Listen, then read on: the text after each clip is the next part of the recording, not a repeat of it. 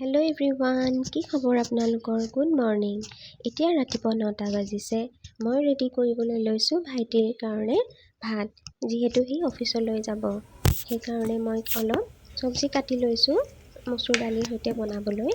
Scotch, ৰঙালাও, বিলাহী, আলু আৰু পিঁয়াজ আৰু আদা নহৰু লাগিব ইয়াৰ বাবে। তাৰপিছতে মই লৈছোঁ কালা জিৰা, মেথি আৰু তেজপাত এখন। তাৰপৰা কুকাৰ পাতি মই গোটেইখিনি তাত দি দিলোঁ। অকণমান দেৰি ভাজ খোৱাৰ পিছত মই ৰঙালাও চব্জি আৰু স্কচ, আলু, বিলাহীখিনি দি পেলাই তাত অলপ দেৰি ভাজিবলৈ লৈছোঁ। ভাজি লৈ অলপ দেৰি ভাজ খোৱাৰ পিছত মচুৰ দালিখিনি মই তাত দি দিম। অলপ দেৰি ভাজ খাইছে, তাৰপৰা মচুৰ দালিখিনি মই দি দিছোঁ। মচুৰ দালিখিনি দিয়াৰ পিছতো অকণমান দেৰি ভাজি ল'ব লাগে।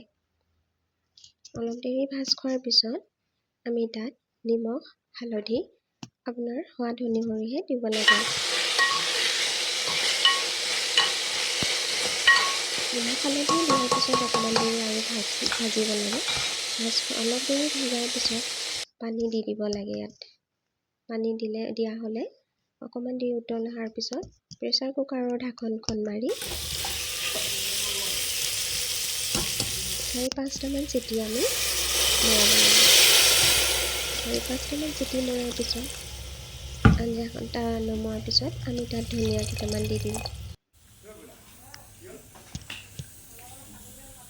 ধনিয়া দিয়া হ'লে আমাৰ এখন আঞ্জা ৰেডি।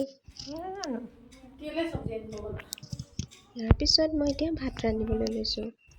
আঞ্জাখন বহুত টেষ্টি হৈছিল, দেখিবলৈও টেষ্টি, খাবলৈও টেষ্টি। তাৰপিছতে মই ইয়াত ভাত বহালোঁ। ভাত হৈ গ'ল। মোৰ ভিডিঅ'টো শেষলৈকে চোৱাৰ বাবে ধন্যবাদ।